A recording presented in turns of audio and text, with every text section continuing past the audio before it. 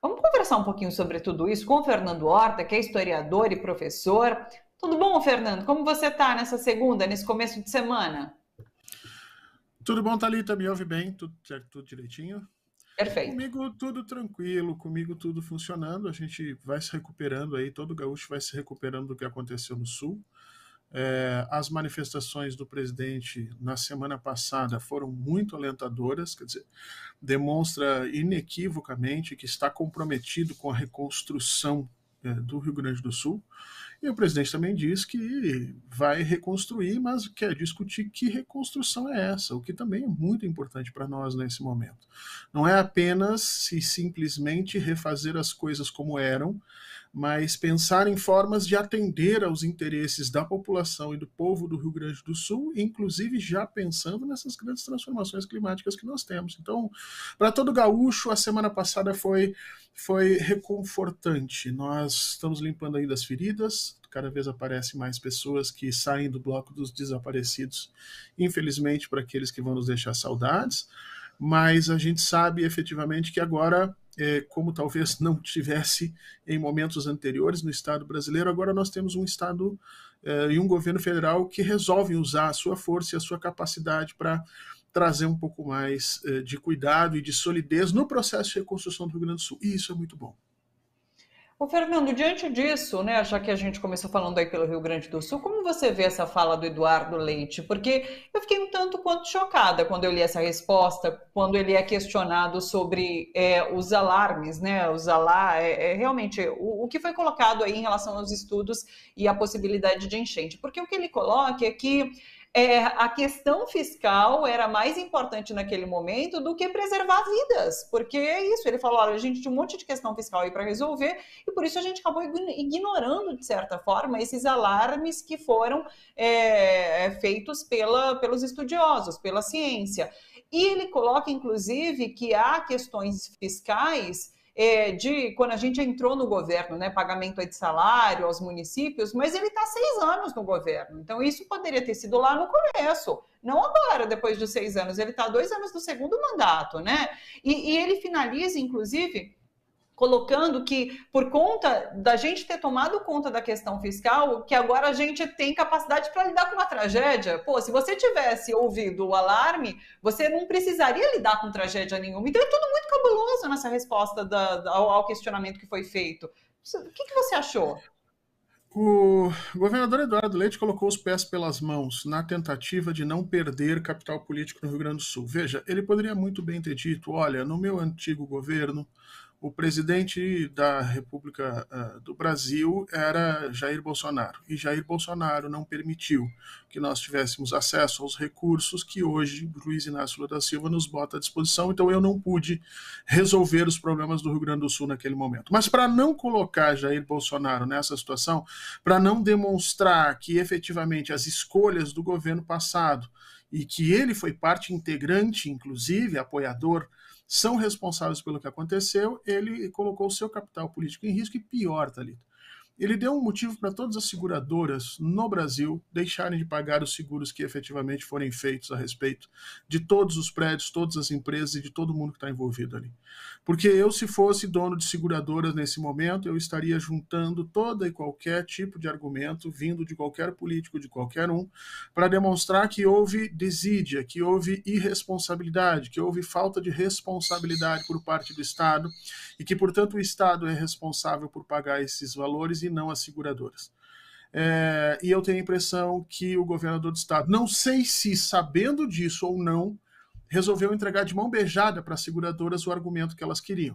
Porque, no fundo, isso vai acabar estourando também no governo federal, porque certamente o governo estadual não vai ter como pagar esses valores e vai pressionar, e as seguradoras vão vir a público a partir de agora, provavelmente pedir um plano de ajuda em função, né, de que elas não teriam como prever. E esse discurso do governador, que parece assim irresponsável, ele talvez esteja direcionado para conseguir o apoio dessas empresas de seguros, porque elas realmente se sentiram, nesse momento, prejudicadas por tudo que aconteceu. Se houve um sinistro e ele era perfeitamente perceptível já há algum tempo, e se podia ter trabalhado questões de Estado para minorar, bom, então o problema não é só um azar que nós tivemos, mas sim, o que a gente defende já há muito tempo no Rio Grande do Sul é uma conjunção de fatores.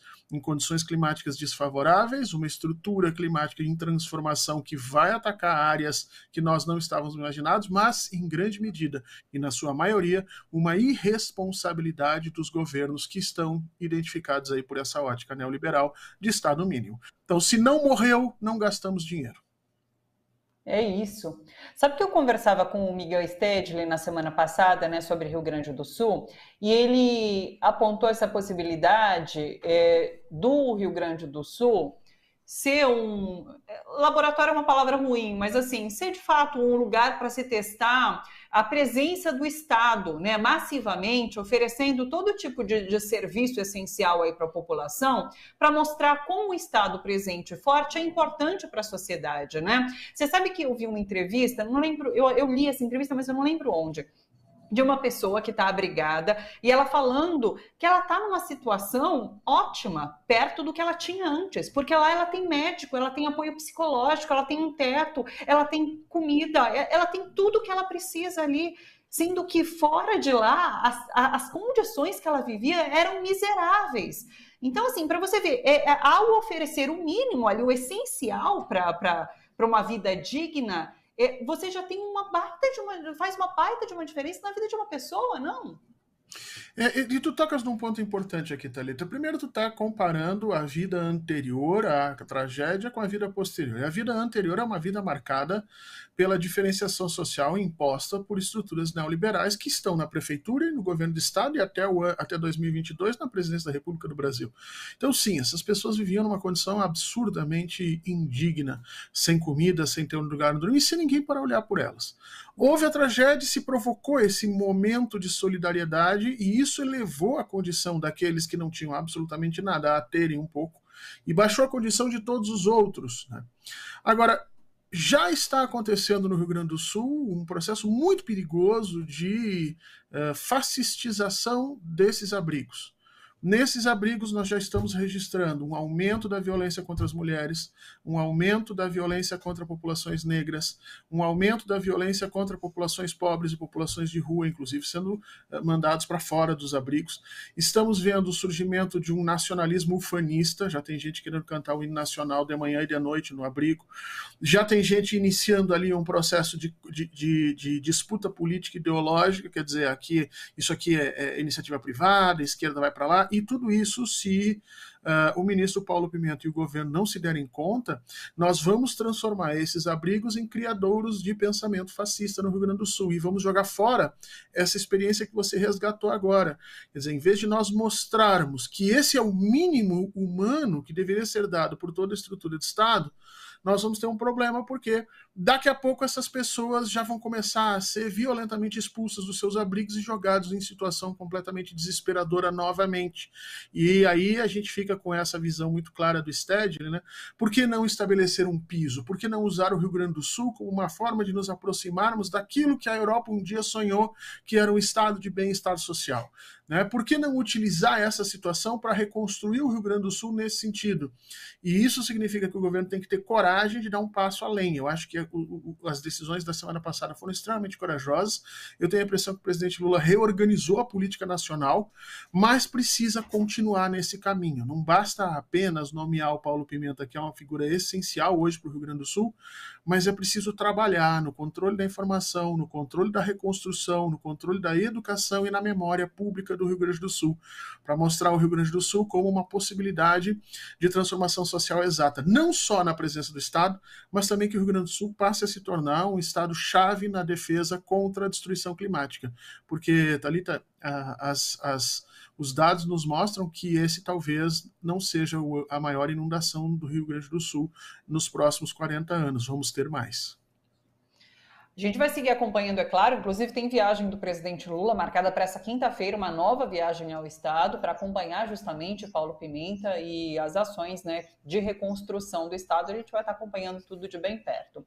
Deixa eu trazer agora aqui para a gente conversar um pouquinho a situação da Argentina. A gente pincelou ali o que aconteceu, porque assim, tá tendo um grande encontro lá na Espanha da extrema-direita, né? Então, assim, reunidas as principais lideranças da extrema-direita, num enorme evento, e a gente teve essa fala de Javier xingando a esposa de Pedro Sánchez, o presidente espanhol. E ele repete, inclusive, o que fez no passado o Jair Bolsonaro, que chegou a xingar a esposa do presidente francês, né, Emmanuel Macron, chamou ela de feia na época, enfim, um papelão. Então, assim, como você vê essa atitude de Javier Milei? As relações Espanha-Argentina, é preocupante essa situação. O alto comissário ali das Nações Unidas falou que é assim, ele ofende a toda a União Europeia quando fala dessa forma. Como você vê essa situação e que tem a extrema-direita no foco, né, da questão, Fernando? O Milei tenta utilizar uma estratégia que o presidente Lula utilizou durante muito tempo com muito bom resultado, quer dizer, diante de um país rachado, e no caso da Argentina ainda, um empobrecimento direto da população, o Milei vem tendo uma posição muito forte interna. O que ele faz? Ele sai do Brasil, da Argentina para buscar apoio internacional e para buscar legitimação. Agora, enquanto o presidente Lula faz isso com grandes agendas internacionais e buscando consensos a respeito das coisas, quer dizer, falando sobre as questões climáticas, falando contra a miséria, falando num processo de transformação energética no planeta todo, falando numa alteração da geopolítica do mundo, o Milei vai para fora para fazer estardalhaço e ofender os grupos, manter, obviamente, o povo que vota nele na Argentina sempre naquela situação que o Bolsonaro mantinha no Brasil, sempre com os seus inimigos, né, com os seus medos, com os seus pontos de ódio muito bem azeitados, né, para que o Milei possa continuar crescendo nisso. Então é uma estratégia que ele copia do presidente Lula. Aliás, ele tem copiado muita coisa do presidente Lula. O problema é que na hora de implementar, ele implementa sempre dessa forma jocosa, dessa forma agressiva, criminosa, que vai gerar à Argentina um custo maior do que o Jair Bolsonaro gerou para o Brasil, porque o peso e o tamanho do Brasil fizeram o presidente da França naquele momento não levar a sério, mas a Argentina nesse momento não tem o peso e o tamanho do Brasil.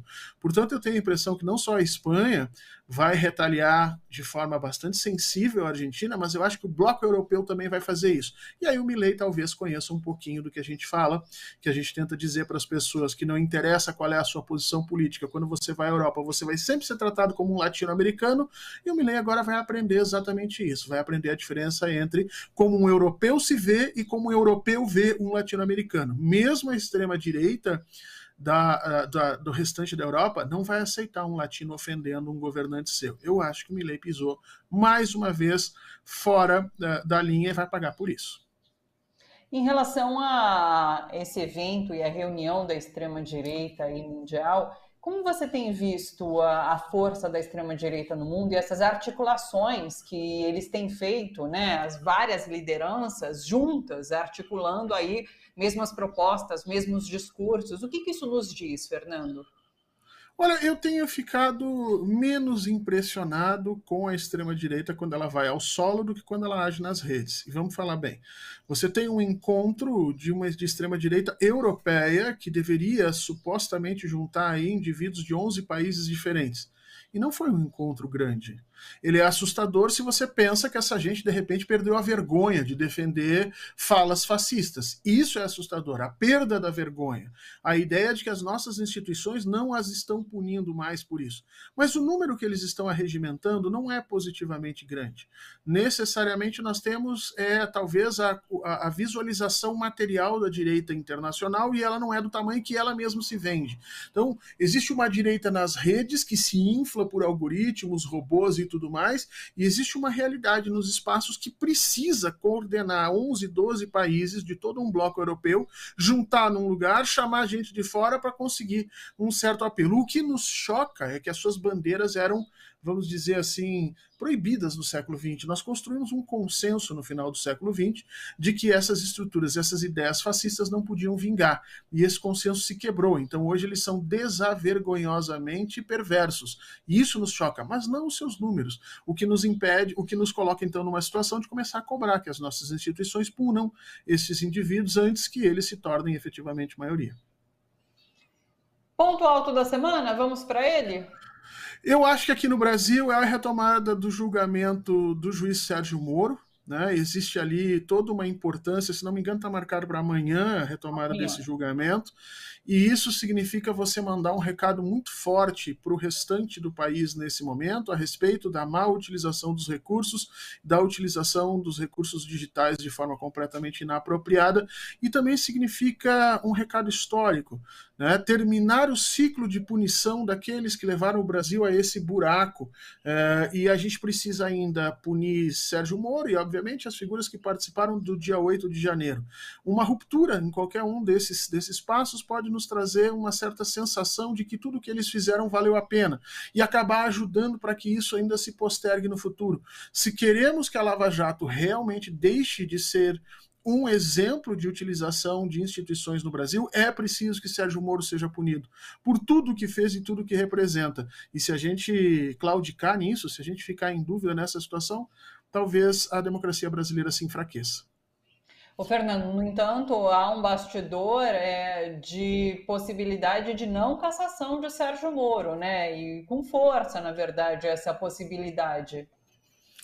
Existe aí uma organização que se dá conta, inclusive vinda do próprio presidente do Senado, né, de que estaria aí utilizando uma espécie de corporativismo para proteger os seus senadores, imaginando que pode-se mais daqui a 2 anos construir uma frente de centro em que Sérgio Moro seja um referencial, ainda que um referencial simbólico.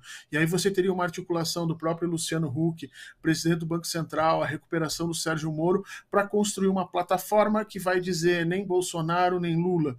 E o Moro seria a escolha preferencial dessas figuras. É muito ruim a gente perceber esse tipo de coisa, porque há crimes e há evidências suficientes para que Sérgio Moro não esteja mais ali, e de novo nós estamos estabelecendo situações em que as nossas instituições abrem mão da sua função originária, da sua função primordial, para fazer negociatas políticas, e esse caminho a gente já viu que não dá muito certo. Vamos acompanhar. Fernando, sempre bom começar a semana aqui com você, viu? Muito obrigada. Tenha uma ótima semana. Beijo grande. Até segunda-feira. Obrigado, Thalita. Beijo para todo mundo e um abraço para o Rio Grande do Sul. Vai passar. Tá passando. Tá passando, vai passar. Beijo, Fernando Horta, historiador e professor. Sempre às segundas com a gente aqui no Bom para Todos, na Rede TVT.